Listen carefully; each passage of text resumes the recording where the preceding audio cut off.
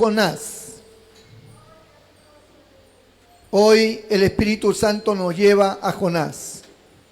Gloria al Señor. Capítulo 1 de Jonás, uno de los profetas menores. Comienza por Oseas, llega Abdías, sigue Jonás. Gloria a Dios. Y doy lectura con la bendición del Padre, del Hijo y del Espíritu Santo. Voy a leer el capítulo 1, versículo 11 y 12. Y le dijeron: ¿qué haremos contigo para que el mar se nos aquiete?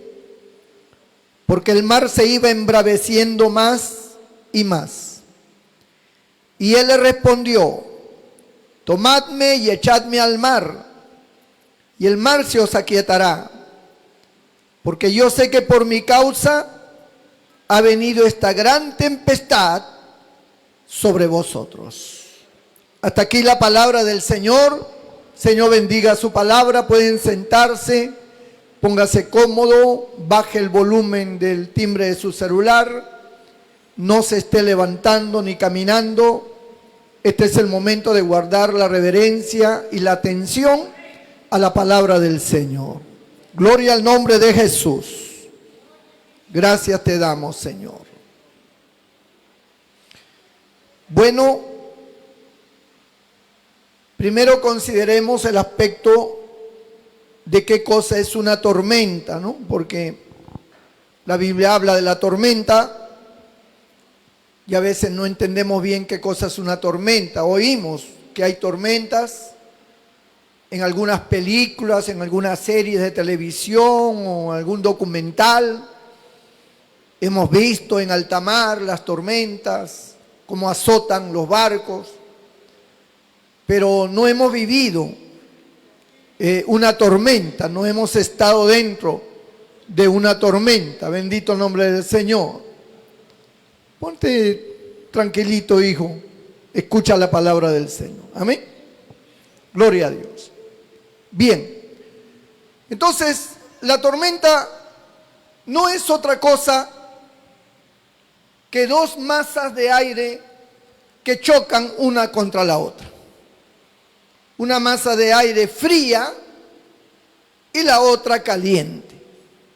Eso es lo que provoca, ¿no?, ese choque de dos corrientes de aire, que no estamos hablando pues de una dimensión pequeña, ¿no? Estamos hablando de kilómetros de corrientes de aire que vienen de sur a norte o del este hacia el oeste, como quiera que vengan y en la línea que vengan. Vienen y se encuentran con otra gran cantidad de masa de aire también, que le llaman cálidas o calientes, que chocan, gloria a Dios, se encuentran las dos y se produce un cambio climático en el momento que se unen, porque usted imagínese lo caliente con lo frío, ¡bum!, unirse, chocar, enredarse, genera entonces dentro de ese choque una transformación que se generan inclusive chispas eléctricas, ¿no?, de donde nacen luego los rayos, los relámpagos. Y este frío pues hace que se condense y se forman nubes inmediatamente, y gotitas minúsculas, muy pequeñas, que flotan porque la gravedad de la tierra, por ser tan pequeña, esas gotitas de agua no las atrae la tierra, quedan flotando, pero son gotitas llenas de electricidad también, donde están los positivos, los negativos, y estas gotitas comienzan a friccionarse, ¿no? En ese choque comienzan a friccionarse y se comienzan a unir, y se van formando gotas más gruesas, porque se empiezan a unir y se forman gotas más gruesas, la cual la gravedad de la tierra sí las atrae por el peso mismo y entonces empiezan a caer, ¿no? Es lo que se llaman las precipitaciones del agua. Y cae en forma de lluvia, la cual es bastante fuerte, bastante grande.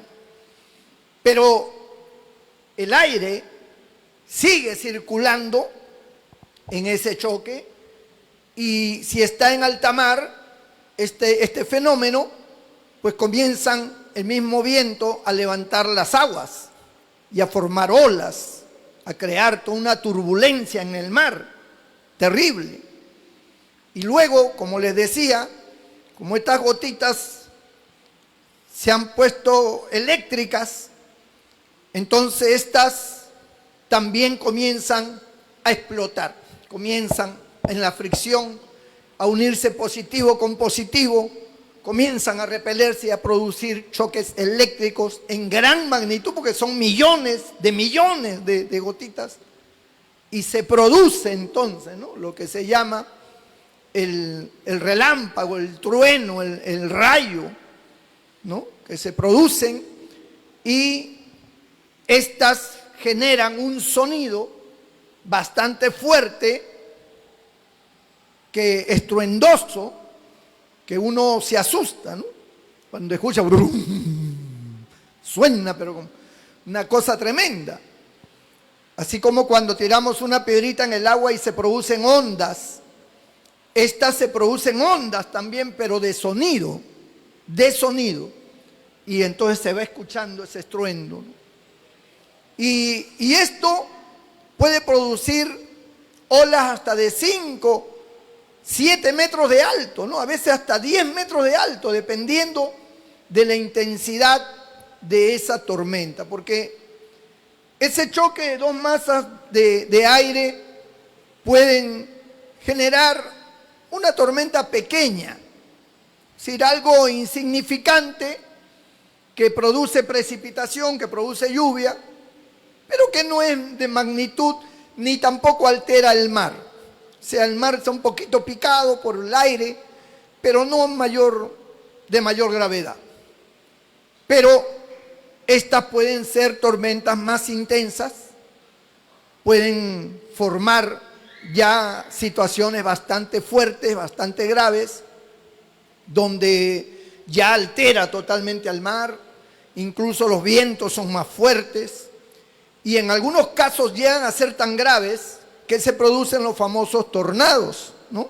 Eso que son como remolinos, unos tornados inmensos que comienzan a arrasar todo lo que encuentran a su paso, ¿no? Eso depende, por eso, de la magnitud de las tormentas.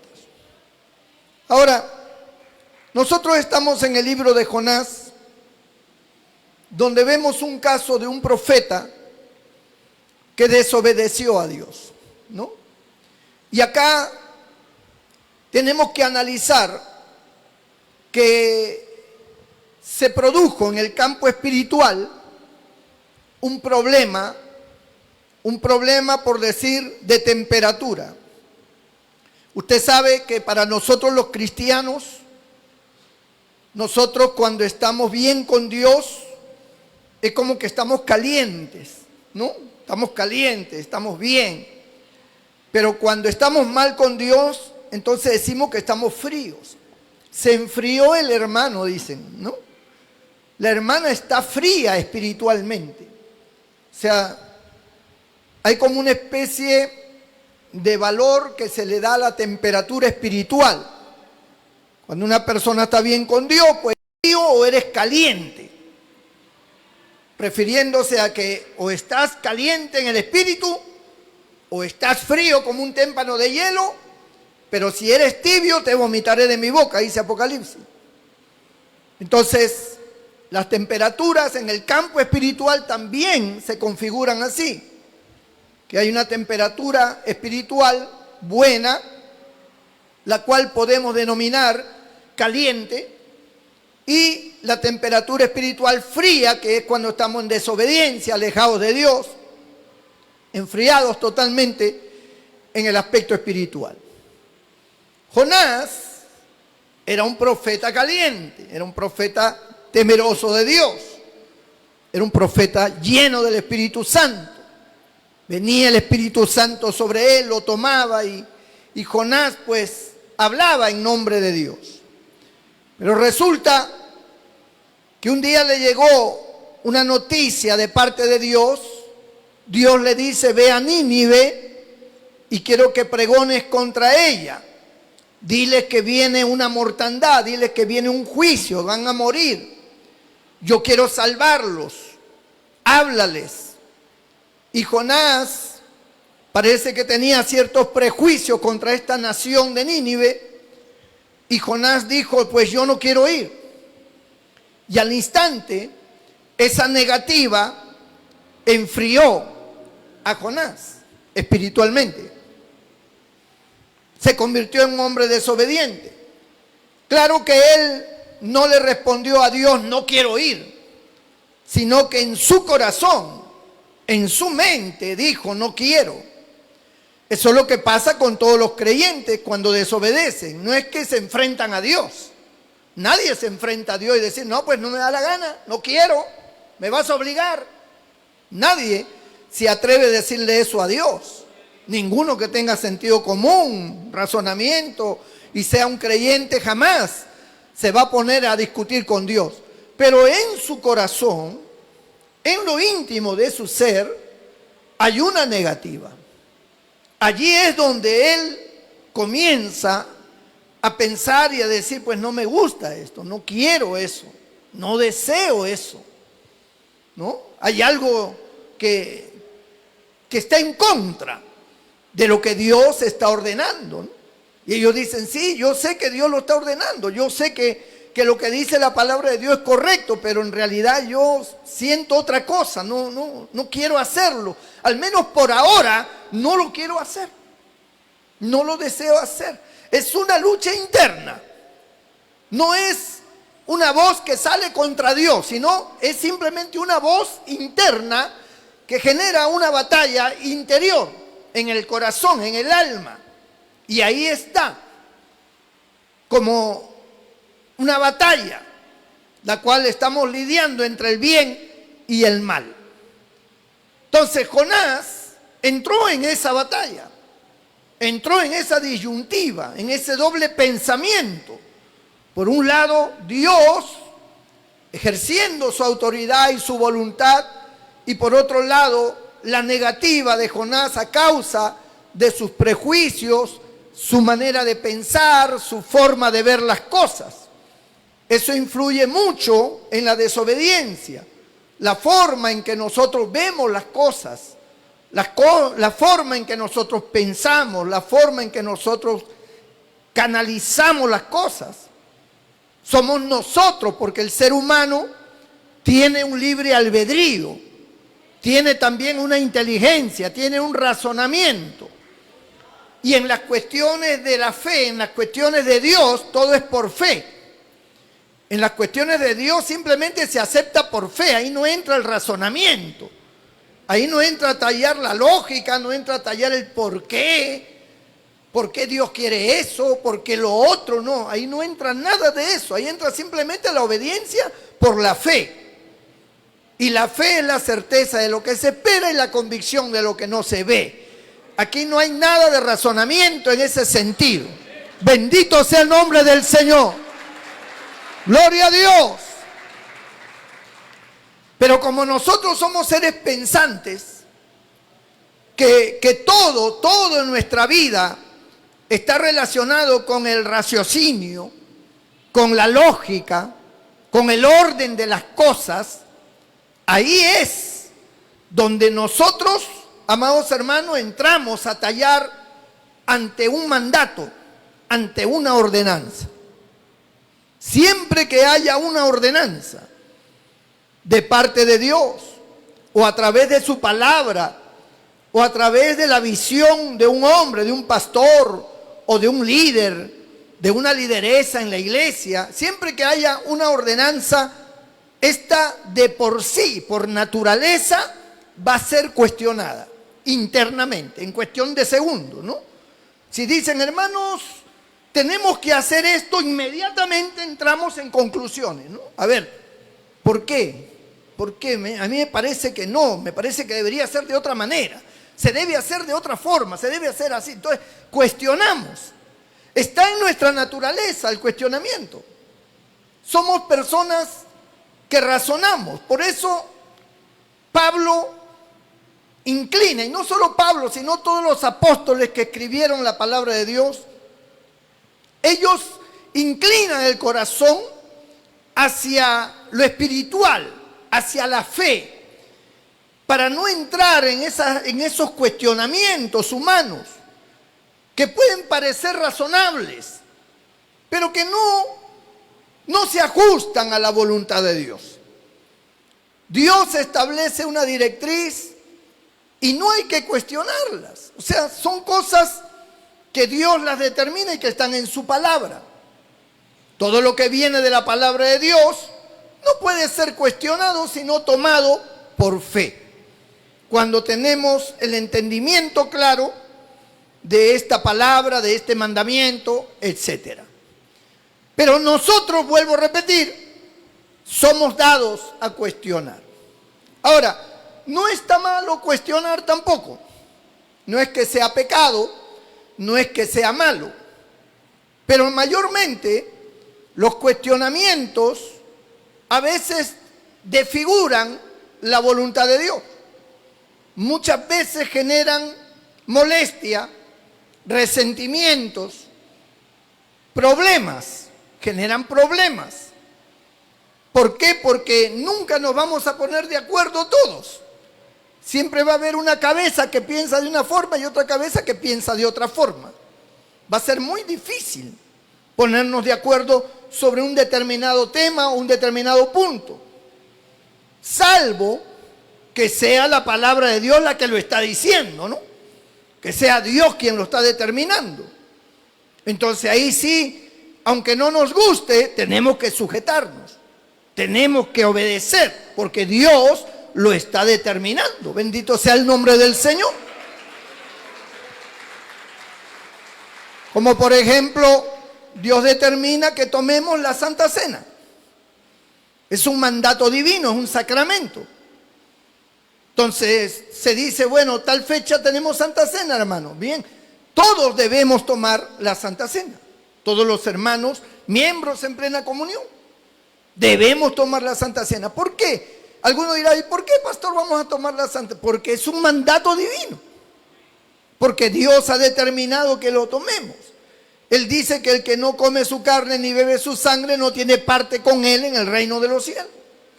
Haced memoria de esto cada vez que lo hicieren, ¿no? Y ustedes también anunciarán mi muerte cada vez que lo hicieren. Entonces, Dios, el Señor, está ordenando tener esta participación. Y esto no puede ser cuestionado, porque es un mandato, es un sacramento, es un mandamiento, no puede ser cuestionado. Si entramos en cuestionamientos, alguno estará de acuerdo, otro no estará de acuerdo, alguno querrá, otro no querrá, son cuestiones. Pero siempre, a pesar de que es un mandamiento divino, el hombre por naturaleza tiende a oponerse, a cuestionar, a querer analizar el porqué de las cosas. Bendito sea el nombre del Señor. Jonás entró en ese conflicto. Jonás tenía sus argumentos. Él tenía su manera de pensar en cuanto a Nínive. Él veía que Nínive no merecía que se le predicara. Que Nínive era una nación que se había portado muy mal contra los judíos. Que Nínive merecía la muerte. Y que él no iba a ser parte para hablarle a esa gente. Él no quería hablarle a los ninivitas dentro de su alma. Ya Dios le había dado la orden. Ve a Nínive y pregona contra él. Ya le había dado la orden. Ya Dios no tenía que decirle más. Pero él estaba en una batalla. Entonces al final prevaleció su sentimiento, prevaleció su razonamiento, prevaleció lo que él quería. Y entonces decidió, para no ir a Nínive, irse a un lugar distante, donde no haya ya tiempo para Nínive. ¿Por qué? Porque cuando Dios le dice pregona contra ella, es porque el juicio era inmediato. El juicio era ya. Eso no iba a durar mucho tiempo, no iba a durar 2 meses ni 3 meses. Eso ya, apenas él pregonara, dependía de la reacción de los ninivitas y venía el juicio. O sea, estaba decretado el tiempo ya de Dios. Porque cuando Dios da una ordenanza a un profeta o daba una ordenanza en el Antiguo Testamento, es porque las cosas eran ya. Eso no era para tiempo, sino era inmediato. Así que él sacó su cuenta inteligentemente y dijo, pues aquí lo que voy a hacer es que voy a tomar un barco y me voy a ir para Tarsis, me voy a ir lejos, donde ese viaje dura por lo menos 2, 3 meses. Y allí en esos barcos, porque eran barcos antiguos de vela, que iban por la costa despacio, porque no eran barcos veloces ni nada por el estilo. Es más, la mayoría de esos barcos en esos tiempos eran de remo, ¿no? Y de vela. O sea, estaban dependiendo del aire. El aire hacía que avanzara. Y en otros casos tenían también remos, grupos de hombres que estaban en la parte de abajo remando y el barco avanzaba. Entonces, los viajes eran pues bastante lentos y demoraban bastante tiempo, ¿no? Él dice, estaré pues unos 6 meses, 3 de ida, 3 de regreso, 6 meses. Ya pues ya los ninivitas, lo que pase con ellos es cuestión ya entre Dios y ellos. Él comenzó a pensar así, basado en su prejuicio y en su condición, ¿no? Su condición lo llevó a pensar así. Su razonamiento humano estaba basado en su condición. Es lo que pasa con todos nosotros, ¿no? La manera en que nosotros pensamos, la manera en que nosotros actuamos, está en dependencia de nuestra condición espiritual. Si somos obedientes a Dios, siempre vamos a darle la prioridad a Dios en nuestras decisiones. Si estamos fríos, si estamos alejados, entonces va a actuar nuestro razonamiento. Y vamos a determinar lo que nosotros queremos hacer, lo que deseamos, lo que nos conviene, lo que nos favorece. Bendito el Señor. Y de esa manera actuamos. Así es en el pecado. ¿Por qué se encubre el pecado? Porque la gente cuando los cuestionan y le determinan, ¿tú has pecado? Dicen, no, yo no he pecado. ¿Por qué la negativa? ¿Por qué se trata de encubrir? Es la condición siempre de protegerse, la condición siempre de ocultar lo malo. Bendito el Señor. Por eso, esas religiones legalistas, que son fanáticas, son un arma de doble filo, porque por un lado muestran una aparente santidad, un temor, un celo por las cosas de Dios, pero por otro lado su condición no está a la altura de lo que ellos pregonan. Por otro lado tienen otra vida en su casa, en su trabajo, en la calle, incluso internamente en sus pasiones, en sus deseos. Ellos tienen otra vida, otra condición. Entonces, por un lado muestran una faceta de santidad y por otro lado muestran una conducta contraria, ¿no? Cuando deberíamos ser transparentes en todo tiempo. Así como me ves, así soy. Así como yo te veo, así tú tienes que ser. Bendito sea el nombre del Señor. No hay caretas, no hay nada que ocultar. Como dijo Pablo, nuestras vidas son cartas abiertas, leídas por todos los hombres. Es decir, yo tengo que ser una carta abierta, de tal manera que todo el mundo pueda leer lo que hay en mí, lo que pasa en mí, lo que yo soy. Así, con mis errores, con mis flaquezas, con mi carácter, con mi forma de ser, ya nos van conociendo. No, el pastor es así, pero después vas a ver que no. No, que así es. Entonces, ya me conocen. Y soy así acá, soy así afuera, soy así en mi casa, donde quiera que soy así, porque así, como dice un esqueje, o sea, así soy yo, ¿no? Así soy.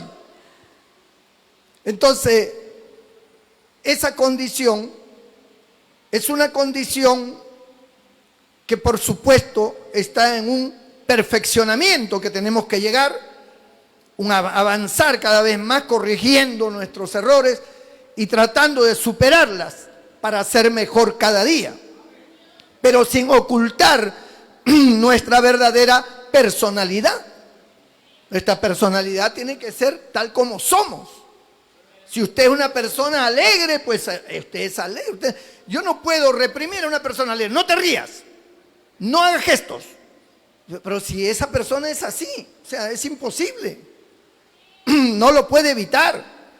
No es lo mismo una persona seria que no habla, que mira, que cuando se ríe a carcajadas solo hace así. Y al hacer así se está riendo carcajadas. ¿Por qué? Porque es así, así es su personalidad. Así es su manera de ser. Entonces, todos acá no hemos venido para hacer un desfile de quién es mejor que el otro. Todos acá hemos venido para agradar a Dios, para apartarnos del pecado, para hacer la voluntad de Dios. Bendito el nombre del Señor. Y cada uno tiene que ser como es. Y cada uno tendrá que corregir sus errores, tendrá que corregir sus ademanes, sus cosas que cada uno tiene. Las iremos corrigiendo, iremos perfeccionando, seremos exhortados. No sé, Dios tratará de una manera especial con nosotros. Entonces Jonás era un profeta y nadie sabía que dentro de él había un prejuicio tremendo contra los ninivitas. Pero eso afloró en el momento, porque hay cosas negativas en nosotros que no se ven, que están ocultas, pero están allí. Pero llega un momento en que Dios nos enfrenta. Llega un momento en que Dios nos arrincona. Y entonces aflora eso que estaba guardado, eso que estaba oculto, eso que estaba allí que no se veía, ¡bum!, sale. ¿No? Es como hay personas que dicen, por ejemplo, miren, yo no me meto con nadie. Yo soy una persona tranquila, soy una persona pacífica. Pero eso sí, el día que a mí me amarguen, yo no sé. Cualquier cosa puede pasar. O sea, esa persona está consciente de que tiene un temperamento descontrolado cuando se molesta. O sea, mientras no se moleste, mientras los niveles estén todavía asequibles en su temperamento, no hay problema con él o con ella. O sea, todo está tranquilo, podemos hablar, podemos discutir, pero si esa persona se molestara, se amargara contra alguien o por alguna razón, pierde el control y esa persona lo sabe. Entonces, Dios es un Dios que no quiere que nosotros tengamos cosas ocultas en nuestra vida. Dios quiere que nosotros seamos transparentes y que corrijamos, enmendemos y logremos estabilizar nuestra forma de ser, que sea correcta. Y entonces comienza el problema. Dios nos enfrenta y aflora nuestro temperamento, ¿no? Surge un problema, Dios permite que eso pase para el temperamento. Tienes que controlarte, tienes que actuar de otra manera. Entonces, en ese temperamento áspero, incontrolado, se producen muchas cosas negativas, de las cuales la persona, cuando ya se calma, comienza a avergonzarse de lo que dijo, de lo que hizo, de lo que actuó. Y se siente mal, y se siente que le falló a Dios, siente que no puede. ¿Por qué? Dios lo está provocando y le dice, hijo, tienes que controlar. Esto es para que aprendas que tienes que controlarte, que tú tienes que corregir tu manera de ser, que esto no es así, que tú explotas, aquí el único que puede explotar es Dios, después nadie. La paz, en la humildad, en la mansedumbre, como dijo Cristo, aprended de mí que soy manso y humilde de corazón. Bendito sea el nombre del Señor. Ahora Jonás está con esa situación y ahora cuando Dios le dice, ve a Nínive, el hombre explota. El hombre dice, yo no voy a ir. Y entra en una lucha interna y se va hacia el otro lado. Pero Dios tiene urgencia. Dios tiene urgencia de hablarle a esos ninivitas que son millones de personas y van a morir. Dios tiene urgencia y el profeta es el hombre indicado. Así que Dios no le interesa lo que piense, lo que opine, el razonamiento que tenga, el cuestionamiento que tenga Jonás. Dios dice, tú me vas a obedecer sí o sí. Y levanta una tempestad. Levanta una tempestad. Hace que en ese cielo de aire cálido, de aire caliente que había allí, donde todos estaban tranquilos en las aguas, ese barco iba viento en popa, todo maravillosamente. Dios desvía un viento helado que viene de alguna parte, que viene del norte o viene del sur, del este, del oeste, donde quiera que venga. Dios desvía, porque Dios, hermano, puede hacer eso. En la Biblia hay varios casos. Por ejemplo, cuando Dios dividió el mar, cuando le dice a Moisés, levanta la vara, Dios trajo un viento tan fuerte que dividió el mar y era un viento helado, que al dividirlo, lo separó por la fuerza de la corriente del aire, lo separó y lo congeló. Dice el libro de Job que habían muros a la derecha y muros a la izquierda. Dice el libro de Job, hablando el tema del mar que Dios dividió. Se congelaron los muros a ambos lados y la gente pasó por lo seco. Pero quien lo hizo fue un viento frío que vino y dividió el mar. Y luego Dios envió un viento caliente que derritió ese hielo y el agua se cerró nuevamente con todo y Faraón y su ejército. Dios alteró la naturaleza para hacer que ese viento llegara y abriera esas aguas. Igual, cuando la gente comenzó a pedir carne en el desierto y comenzó a decir, queremos carne, estamos hartos del maná, ya no queremos maná, queremos carne, queremos ir a Egipto, queremos aunque sea probar la carne otra vez.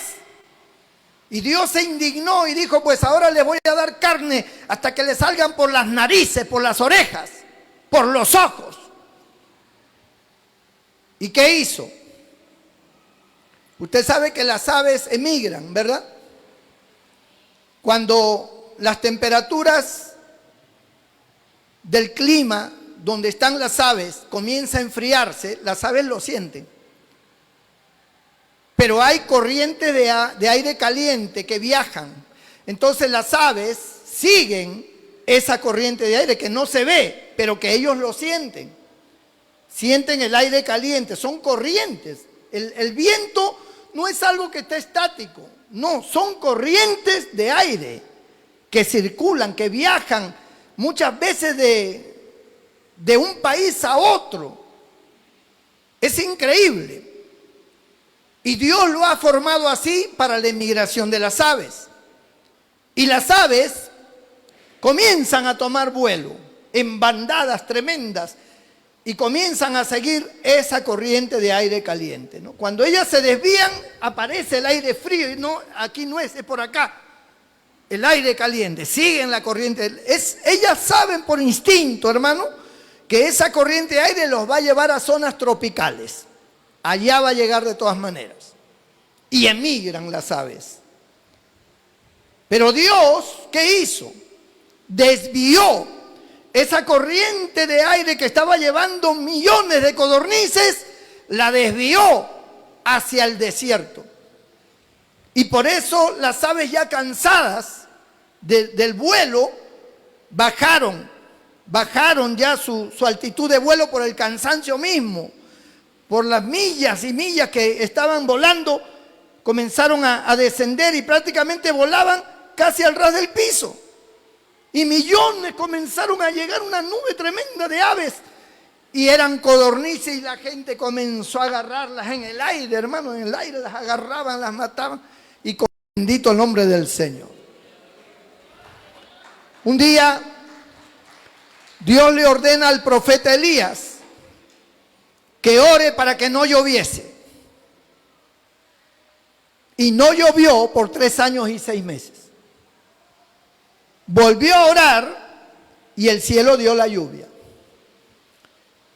Y si nosotros analizamos qué fue lo que pasó atmosféricamente, lo que pasó es que no hubo ningún tipo de aire de diferente temperatura que hiciera llover, porque lo que hace llover es precisamente el aire de diferente temperatura, sea que se evapore el agua y se condense. Cuando viene un aire de otra temperatura es la que hace las precipitaciones, la lluvia, lo que produce la lluvia.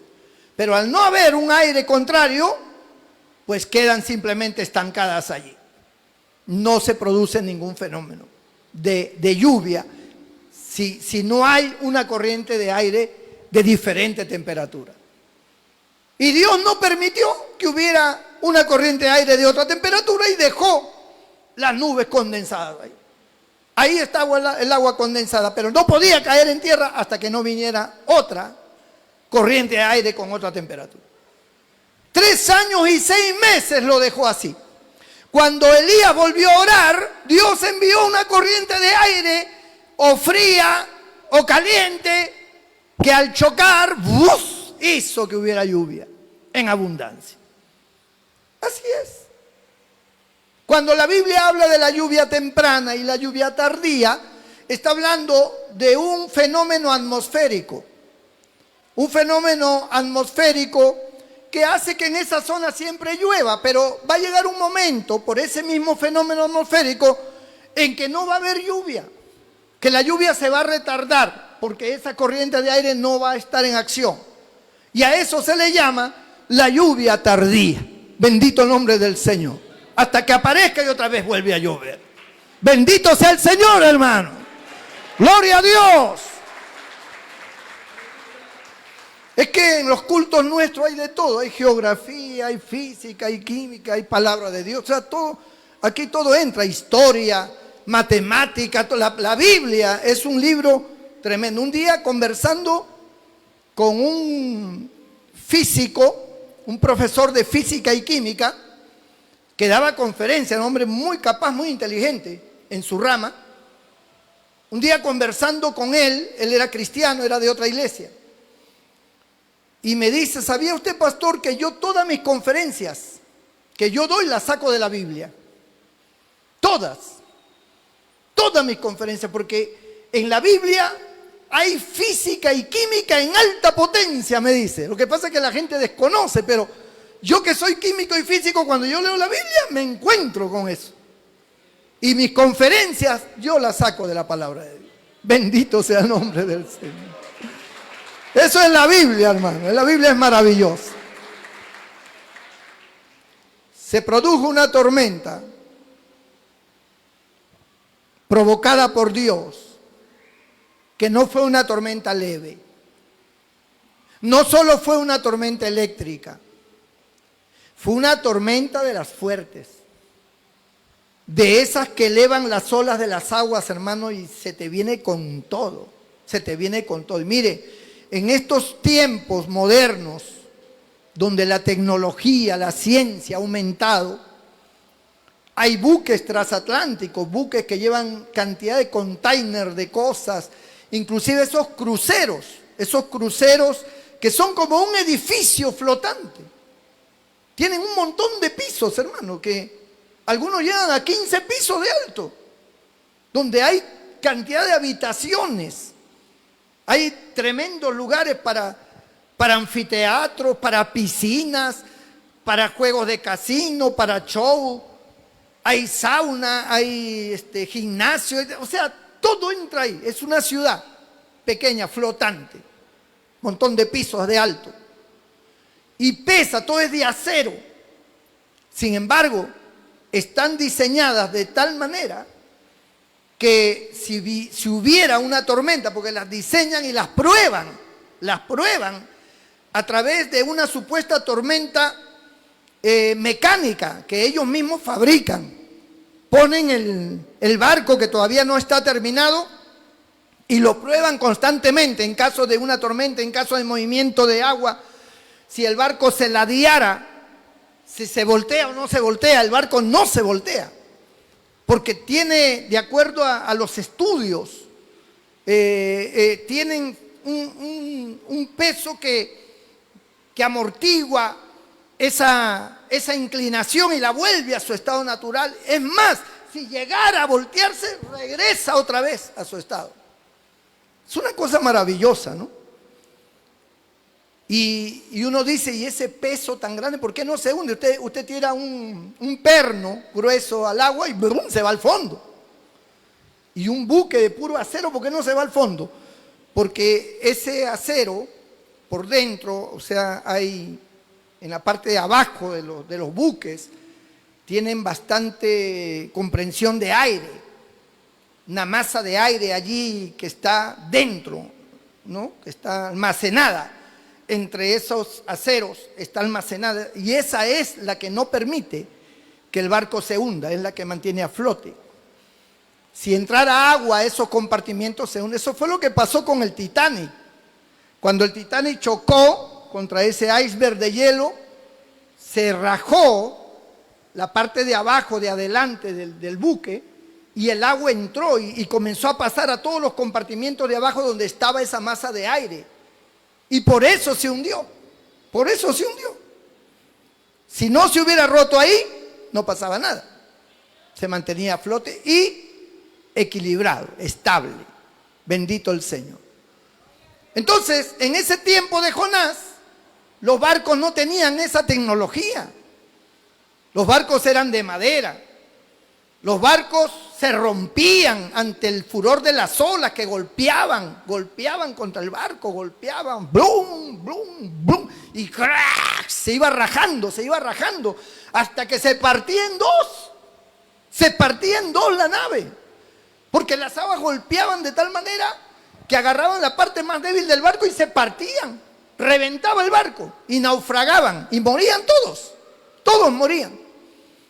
Y esta tormenta era tan fuerte, amado hermano, que el barco se partía.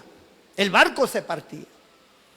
Y ellos, todos los marineros, con su capitán, entendían, según la creencia de ese tiempo, que era la furia de algún dios. En la mitología en la cual ellos creían, donde habían muchos dioses, el dios del mar, el dios del viento llamado Eolo, y otros dioses más, ellos decían, se ha enfurecido. Hay un dios enfurecido, hay un dios que está atacando esta nave, quiere destruirnos. Hay alguien ha ofendido a uno de los dioses, decían ellos. Y no estaban, hermano, fuera de sí. Eso era exactamente lo que estaba pasando. Pero no estaba pasando con esos dioses falsos que ellos creían. Estaba pasando con el verdadero Dios. Bendito sea el nombre del Señor. Porque esos dioses falsos no hacían nada. Esos no hacen nada porque son falsos, no existen. Pero el verdadero Dios sí. Y ese verdadero Dios estaba provocando la tempestad. Y habían escuchado que Jonás había dicho, por eso siempre los pecadores son bien bocones. El pez por la boca muere, dicen, ¿no? Él había dicho que él estaba huyendo de Jehová, que él estaba huyendo de su Dios. Y se acordaron de eso y buscaron y no encontraban. Echaron suerte para ver quién era el culpable y salió el suertudo de Jonás. Se sacó el premio, la rifa, gloria a Dios. Y entonces llamaron a Jonás, no estaba, lo buscaron y estaba abajo, en las bodegas, durmiendo el hombre, ¿no? Durmiendo allí. Y ahí donde lo llevan, le preguntan, lo interrogan, ¿quién eres tú? ¿De dónde vienes? ¿Quién es tu Dios? Y él empieza a responder. Él dice, yo soy hebreo. Mi nombre es Jonás y huyo de mi Dios. Mi Dios es Jehová. Entonces al ver que la tormenta estaba peor, dijeron: ¿qué hacemos? ¿Qué hacemos para calmar esto? ¿Qué hacemos para que esto se arregle? Es lo que le dice en el verso 11 del capítulo 1, ¿no?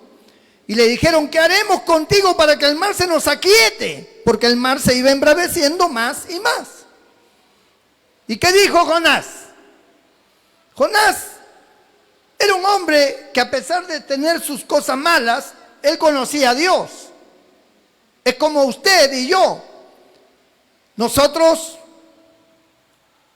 en un momento dado, que Dios no lo permita, nos podemos desviar, pero no perdemos el conocimiento de quién es nuestro Dios y de lo que dice la palabra. Por eso hay gente en el mundo, creyentes en el mundo, que ellos dicen: ore por mí, pastor, para regresar. Yo sé que estoy mal. O sea, a él no hay que evangelizarlo. A él no hay que predicarle mucho, porque él sabe, ella sabe. No necesita que usted le esté dando un sermón, no.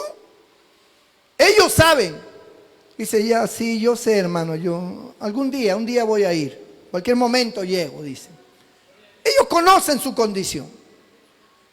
Así es el creyente y así estaba Jonás. Jonás entendió que todo eso venía de Dios y dijo: yo he pecado contra Dios. Porque aquí también hay que considerar y medir la magnitud del pecado. ¿Por qué la tormenta tan fuerte? El pecado. El pecado era grave. Estaban millones de vidas en peligro. Y Jonás no le daba la gana de ir. Entonces Dios lo consideró muy grave. Muy grave. Por eso la Biblia enseña que hay pecados de muerte y pecados no de muerte. O sea, hay niveles de pecado, de las cuales Dios considera, y también intenciones del pecado, la cual Dios valora, la intención del pecado. Porque hay pecados que se cometen producto de un surgimiento de la carne del momento, y hay pecados que se cometen planificados. Son diferentes. Hay intención, hay premeditación, hay una serie de análisis. Esa es otra cosa. Dios lo mide todo, Dios lo ve todo, Dios pesa todo. Y en la justicia de Dios nadie se escapa. Por eso, nosotros, cuando estamos en una temperatura baja, nosotros provocamos muchas veces tormentas. Puede que la tormenta que tú provoques sea leve, es manejable, lo puedes controlar y lo puedes arreglar. Pero hay tormentas producto de tu desobediencia o de mi desobediencia que pueden ser muy fuertes, muy graves, y ya no las puedes controlar. Ya no puedes manejarlo ya. Tú quisieras que las cosas sean diferentes, que cambiaran, que no ocurra, que no pase esto, pero es inevitable. La tormenta es fuerte, el choque eléctrico es muy fuerte, hay truenos, relámpagos, rayos, precipitaciones terribles, olas inmensas. Todo eso has provocado alrededor de tu vida, todo eso has ocasionado en contra de tu familia, todo eso has ocasionado en contra de la obra, todo eso has ocasionado en contra de la gente, del mundo. O sea, hay pecados que son bastante complicados y que provocan tormentas muy fuertes. Y esas tormentas fuertes, amado hermano, rompen el barco, destruyen el barco. Jonás entendió que su pecado era fuerte, que era grande. Y cuando le dijeron: ¿qué hacemos? Porque vamos a morir todos los que estamos acá por tu culpa. Él dice: la única manera es que yo muera. La única manera, láncenme al mar, láncenme. Él entregando su vida ya. Porque él sabía que iba a morir gente inocente por su causa. No, soy culpable, láncenme. Si me lanzan al mar, todo se va a quietar. Y los marineros lo agarraron enseguida, hermano. En medio de toda el agua que entraba, en medio del viento que soplaba, las olas que golpeaban y que no se escuchaban unos a otros, tenían que gritarse. Lo agarraron y ahí ¡fua! Y lo lanzaron a esas aguas turbulentas. Lo lanzaron. Bendito el nombre del Señor. Analícelo.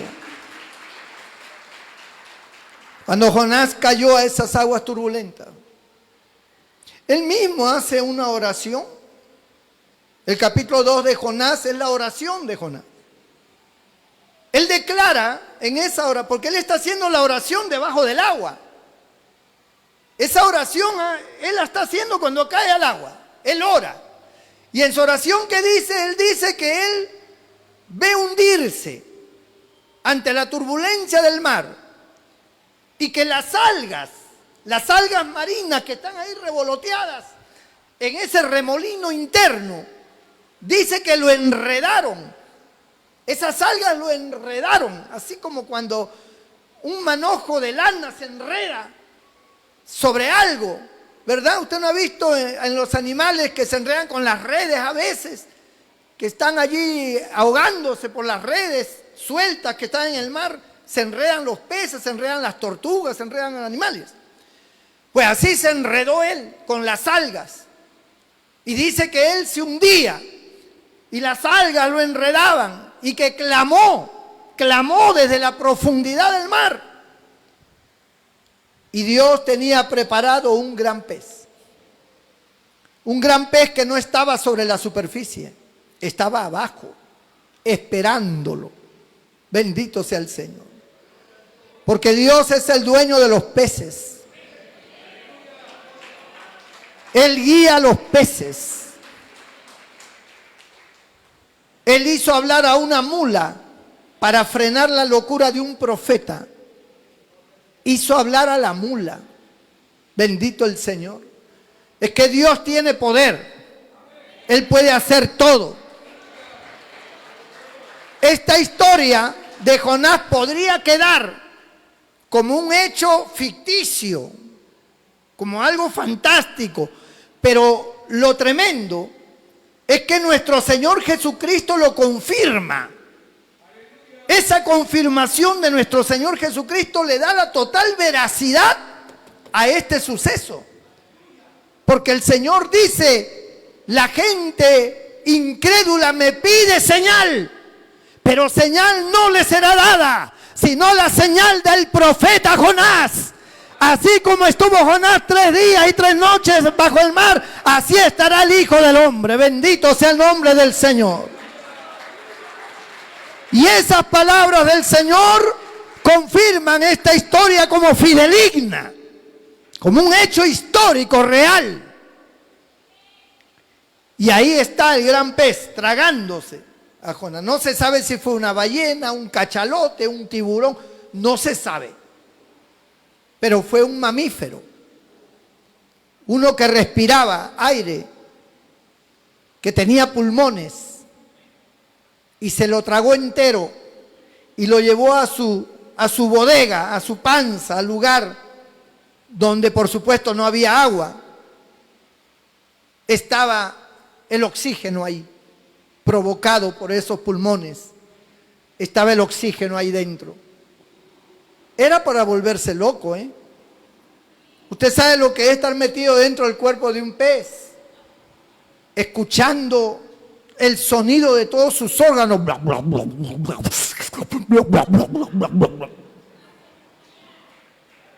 Y usted, las paredes de su cuerpo, de su carne, y es estar sepultado vivo. Eso es para volverse loco, pero Dios es un Dios que controla todo. También controló a Jonás. También Dios trajo sobre él calma. Porque cualquier persona, cualquier ser humano se vuelve loco. Está metido dentro de una ballena, vivo, escuchando todos los sonidos y viendo por dentro cómo es. Para volverse loco, sabe que va a morir. En ningún momento Jonás pensó que ese pez lo estaba llevando a Nínive. En ningún momento. Eso es lo que pasa. Cuando Dios hace las cosas, jamás lo vamos a entender. No lo entenderemos. No lo entenderemos hasta que Dios nos saca a luz, nos saca a flote. Ahí recién entendemos. Bendito sea el nombre del Señor. Gloria a Dios. Por eso hay que confiar en Él. Hay que confiar. No pierdas la fe. Es como que Dios le decía a Jonás: Jonás, a pesar de tu desobediencia, no pierdas la fe, te voy a llevar a Nínive. Y lo condujo ese pez a Nínive a una velocidad extraordinaria, porque los peces en el agua son veloces. Como si estuviera en un submarino. ¿Cómo conocía la ruta para Nínive ese pez? Pues Dios guiándolo. Dios guiándolo. Se iba, sumergía, subía. Y Jonás adentro.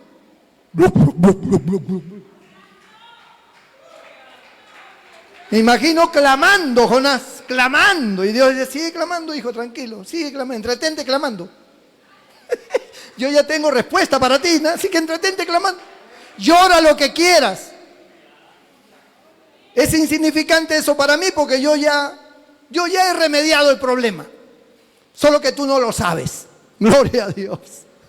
Su problema, hermano y hermana, ya Dios lo arregló. Solo que no lo sabes. Hasta que llegue el momento. Y Dios dije: sigue llorando, sigue pataleando, sigue gritando, no hay problema. Es como cuando llora tu niño y tú estás haciendo el biberón y porque los niños tienen, hermano, una forma de llorar que desespera a cualquiera. Cuando un niño grita, mire, yo soy el quinto de 14. 12 mujeres y 2 hombres. Y yo he escuchado llorar a mis hermanas menores cuando eran bebitas. Había una que se había acostumbrado al chupón. Y cuando no tenía el chupón, esa niña gritaba. No me acuerdo si era mi hermana Verónica, no recuerdo. Pero gritaba, hermano, que parecía el fin del mundo. Qué pulmones tenía esa mujer. Y gritaba y todo el mundo buscando en la casa el chupón. Todos aquí moviendo muebles. ¿Dónde está? ¿Dónde? Digo, busquen ese chupón. Y la niña grita y grita. Le daban algo y lo tiraban. No, quería el chupón. Era bebita. Hasta que se encontraba el bendito chupón, hermano.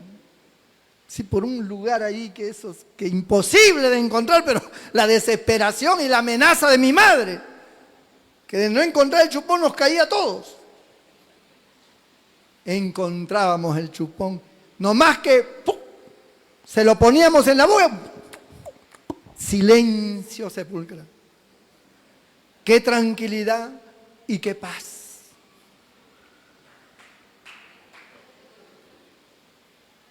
Te van a poner el chupón. Puedes llorar lo que quieras.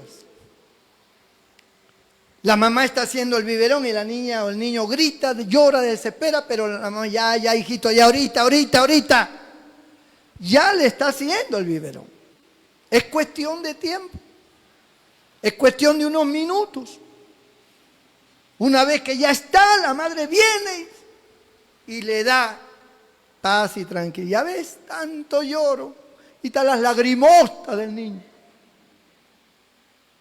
Eso pasa. Nosotros lloriqueamos, como Jonás seguro lloriqueaba en ese vientre del pez. Nosotros lloriqueamos. Nosotros: ¿por qué, Señor? Ten piedad, Dios mío, atiéndeme, Señor. El Señor dice: shh, ahorita, estoy preparando el biberón. Tranquilo, no te vas a morir. Que grite, déjalo que grite un rato, no hay problema. Usted está que grita, yo grito. Usted no entiende. Lo único que entendemos es que hay hambre. Hay hambre, hay que pagar acá, hay que pagar allá, hay que hacer esto, hay que lo otro, que la medicina, que el médico, que eso es todo un lío. Que el estudio, que aquí, que no hay que comer, que no te pagaron y gritas. El Señor dice: tranquilo, que estoy preparando el biberón. Todo llega. Nosotros somos hijos de Dios. Así como el padre y la madre se compadecen de sus hijos, se compadece Jehová de los que le temen.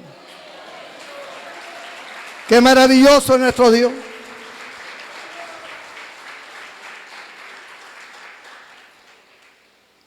Jonás llegó a Nínive. El gran pez salió a flote y lo vomitó. Salió expulsado. Todo con olor a pez. Y se vio flotando en el agua. Y vio tierra, vio árboles, y vio gente también. Y comenzó a nadar hasta la orilla y salió todo cansado. Era Nínive. ¿Dónde estoy? En Nínive. ¿Nínive? Sí. Te pasaste, Señor. A Nínive.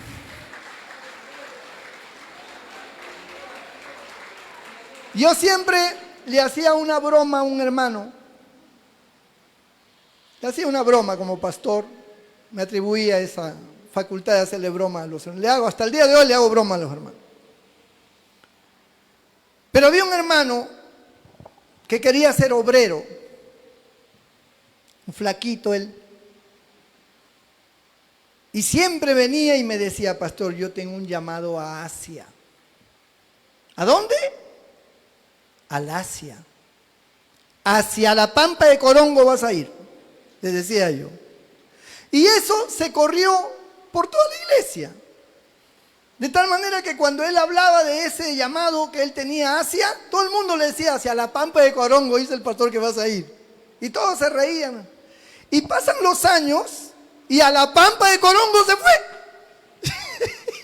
Lo que era una broma se convirtió en una realidad. Llegó a ser pastor en la Pampa de Corongo. Gloria a Dios. A veces confesamos cosas, decimos cosas. Tenga cuidado cuando el pastor dice algo, hermano. Eso es una cosa complicada. Es complicado. Gloria a Dios. Pero miren, él llegó a Nínive. La tormenta quedó atrás. Si él no quería otra tormenta,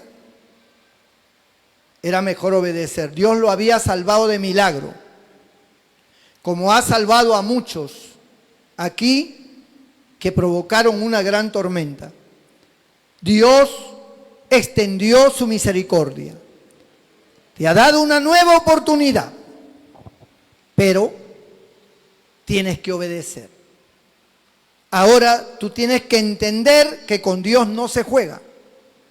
Tú tienes que entender que hay que hacer las cosas como Dios quiere. Y ahora tú tienes que pensar bonito, porque el que ha pasado una tormenta muy fuerte, que casi se muere, que lo asaltaron, que perdió todo, que tuvo problemas con la mujer, que los hijos lo abandonaron, que todas las cosas le salieron mal, todas esas tormentas que te vinieron, ahora te tienen que hacer considerar bien tu vida. Te tienen que hacer considerar bien tus caminos. Te tienen que hacer ver bien dónde pisas, qué es lo que vas a hacer. No sea, como le dijo el Señor a aquella mujer: ve en paz, no sea que te venga otra cosa peor. Te venga una tormenta más grande y de la cual ya no puedas librarte. Yo te he librado como Dios libró a Jonás. Porque Jonás reconoció su pecado y dijo: yo hice mal, yo soy el desobediente, láncenme al mar. Láncenme al mar, soy culpable. Él confesó su culpabilidad. Y al corazón contrito y humillado Dios no desprecia. El que confiesa su pecado y se aparta alcanza la misericordia de Dios. Siempre la misericordia de Dios estará en aquel que confiesa, en aquel que se rinde y dice: sí, yo soy culpable. Ahí se acaba la tormenta, ahí se termina todo, ahí empieza una nueva oportunidad. Bendito el nombre del Señor. Pero si haces lo que hizo este hombre, que guardó un lingote de oro y un un fardo, un abrigo de esos especiales, de pieles, de piedras preciosas, y lo guardó en su tienda, lo escondió cuando Dios había dicho, no tomen nada de allí porque todo eso está maldito. No vayan a tomar nada de esa ciudad. Y él escondió el manto babilónico y el lingote de oro, lo guardó en su tienda. Y cuando le preguntaron si él había hecho, él dijo que no, y fue peor. Lo obligaron ya a confesar y tuvo que confesar. Pero él y toda su casa perecieron. Ya no hubo oportunidad. Si él hubiera confesado, todo se hubiera calmado. Todo se hubiera arreglado. Pero somos dados a esconder, somos dados a guardar. El que confiesa su pecado y se aparta, alcanza la benevolencia de Jehová. Bendito sea el nombre del Señor. Amados hermanos, Nínive se salvó. Cuando escucharon la predicación de Jonás en el acto, el rey rasgó sus vestiduras y ordenó ayuno a todo el mundo y a tirarse de rodillas y a humillarse delante de Dios. Ellos no fueron como Jonás. Ellos no entraron a un razonamiento contrario. Ellos escucharon el mensaje del juicio que venía y se humillaron. Se humillaron y Dios salvó a Nínive. Dios salvó a Nínive. Para Dios fue una tranquilidad. Porque Dios no quiere la muerte del impío, sino que el impío se arrepienta y se vuelva de sus malos caminos. Eso es lo que quiere Dios.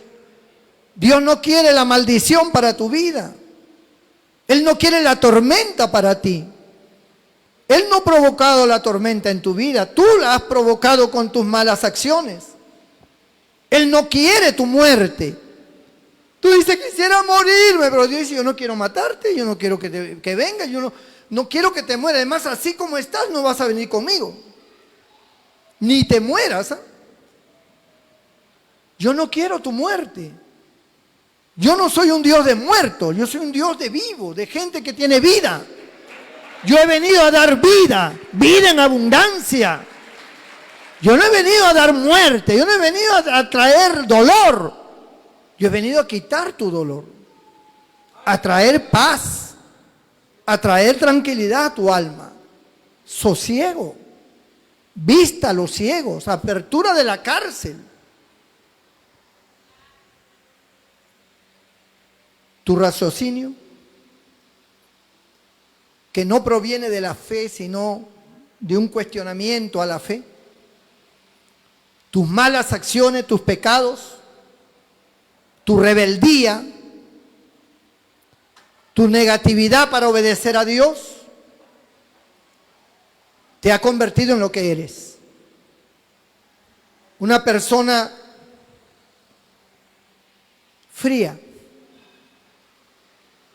Una persona sin Dios, con una nube negra sobre tu cabeza, dando vueltas que en cualquier momento se desata una tormenta. Y esa es tu vida. Una vida en la cual todos los días dices, caramba, no sé por qué me pasan estas cosas. Solo a mí me pasan estas cosas, dice. ¿Por qué pasa esto? Salgo de una, entra en otra. Hay una nube negra sobre ti. Hay una tormenta. Tal vez no esté muy grande, tal vez está pequeña todavía, pero está creciendo. Y conforme vaya creciendo, va a alterar el mar de tu vida. Y las olas se van a volver grandes y todo va a ser contrario. Y entonces vas a chocar, tú que estás frío, vas a chocar con tu mujer que es caliente. Y usted sabe que cuando un hombre choca con una mujer, trueno, relámpago y centella lo que brota. Y ahí es donde empieza, no hay comprensión. Dice, no te entiendo, ¿no? Es que uno es frío, el otro es caliente. Uno piensa con fe y el otro piensa sin fe, con razonamiento. Cree que está en su club, cree que está en su política, cree que está en su trabajo, cree que está pues en sus conceptos. Esto es un asunto de fe, de obediencia. Aquí no hay que cuestionar tanto. El cuestionamiento viene por tu condición. Pero hermanos, Jonás es un claro ejemplo de lo que produce la desobediencia y de lo que hace el arrepentimiento también. Cómo mueve la mano de Dios. Cómo Dios tiene misericordia. ¿Acaso Dios no podía haber levantado otro profeta? ¿No podía haber levantado otro hombre para Nínive? Podía. Pero cuando Jonás dijo, tírenme al mar, yo soy culpable, Dios dijo, no, lo salvo. Lo salvo y lo hago obedecer, porque Él es el profeta. Así que lo salvo y lo hago obedecer. Y lo llevó a Nínive.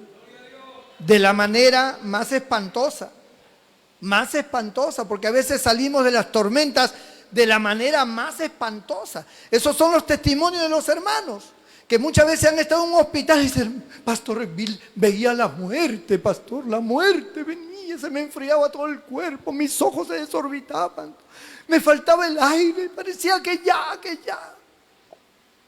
Pero en ese momento le pedía perdón, Señor, perdóname, Dios mío, Señor. Se acordaban de todos sus pecados. Y de esa manera espantosa, un día le sacaron el tubo, le sacaron y volvió a la vida. Dios, nuevamente en su misericordia.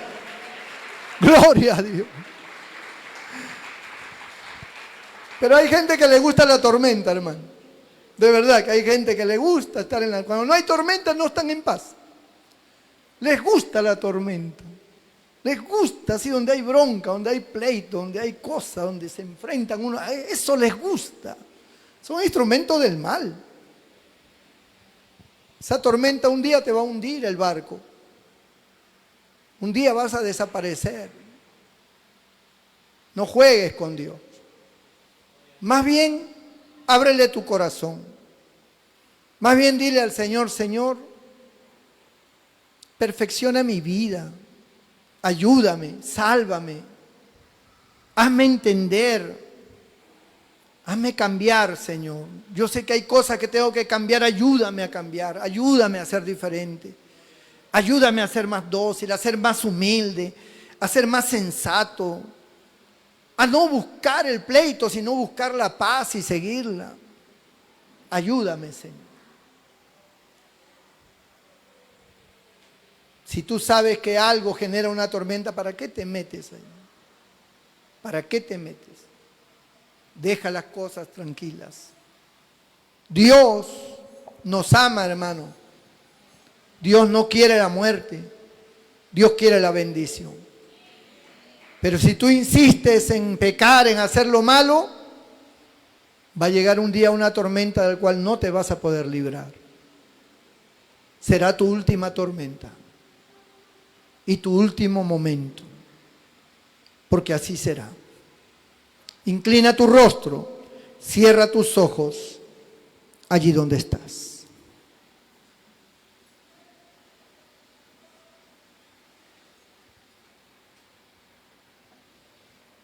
Tal vez haya alguien que en esta hora dice, pastor, en este momento hay cosas en mi vida, hay asuntos en mi vida, cosas que estoy haciendo, que soy consciente que están mal, que están equivocadas, que ofenden a Dios. Ore por mí, por favor, pastor. Yo no quiero que venga una tormenta y destruya mi vida y destruya mi familia, me destruya económicamente, me destruya físicamente. Yo no quiero ni caer enfermo, ni tener problemas con nadie. Quiero corregir mi vida, quiero ordenar mis pasos. No puedo solo, pastor, necesito que me ayuden, necesito que oren por mí. Necesito que pidan a Dios, que Dios sepa que estoy humillado, humillada, que Dios sepa que yo no quiero pecar. Si hay alguien en esta hora que diga: pastor, ore por mí, levanta tu mano. Allí donde estás, y haré una oración por ti. Dios te bendiga, Dios te bendiga, Dios te bendiga, Dios te bendiga. Dios bendiga esas manos que se levantan. Dios te bendiga. Qué hermoso es cuando hay hombres y mujeres que reconocen sus debilidades y buscan la ayuda. Buscan la ayuda porque no quieren desagradar a Dios, porque no quieren la maldición, quieren la bendición. Todo el que levantó su mano, póngase de pie ahí mismo en su sitio. Quédese de pie allí. Cierre sus ojos. Dígale al Señor: Señor, yo he vivido otras tormentas. Desde que era inconverso, las cosas siempre me fueron mal porque yo hice cosas malas. Ahora estoy en tus caminos y hay tormentas apareciendo en mi vida porque también, aún estando en tus caminos, estoy actuando mal. Perdóname. Perdóname, Señor. Yo te ruego que tú santifiques mi vida, que tú limpies mi corazón. Yo no quiero pecar. Yo te amo, Señor. Soy débil en algunas cosas. Me dominan ciertos pecados. Ayúdame, Señor. Dame una nueva oportunidad. Así como salvaste a Jonás, sálvame, Señor, en esta hora. Sálvame, Señor. Díselo con tus propias palabras. Y vamos a orar por ti, mi hermano y mi hermana. Toda la iglesia se pone de pie.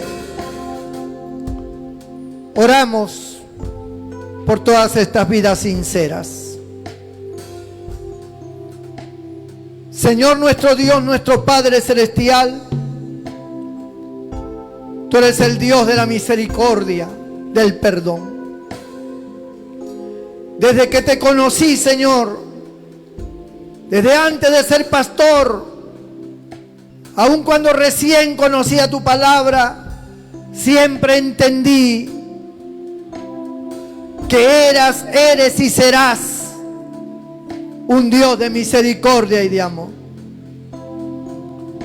Y ahora aquí hay vidas que han levantado sus manos porque tienen debilidades, porque tienen flaquezas en su alma, porque hay cosas que no están haciendo bien. Son conscientes de ello. Ellos no quisieran hacerlo, pero como dice en tu palabra, hay una ley más fuerte que ellos que los domina. Señor, en esta hora, dos cosas te quiero pedir por ellos. Primero, el perdón de sus pecados. Y segundo, Señor, que le des las fuerzas para que ese pecado no vuelva a doblegarlos ni a dominarlos. Extiende tu mano de misericordia. Perdona con tu sangre que derramaste en la cruz del Calvario. Esa sangre tan poderosa, tan bendita, tan pura.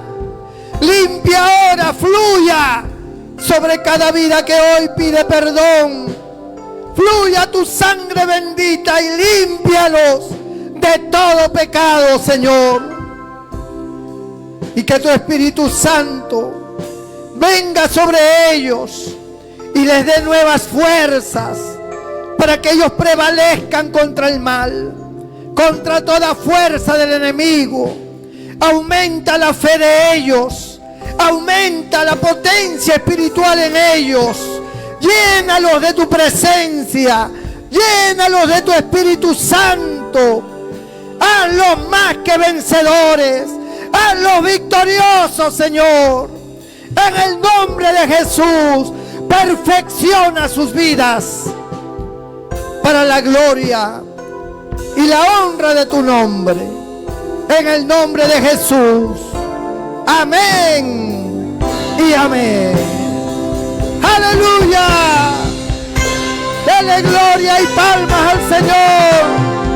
Señor bueno, Señor maravilloso, nuestro Dios. Gracias, Jesucristo. Gracias, Señor. Te amamos, Señor. Gloria a Dios. Gracias damos al Señor por su bendición.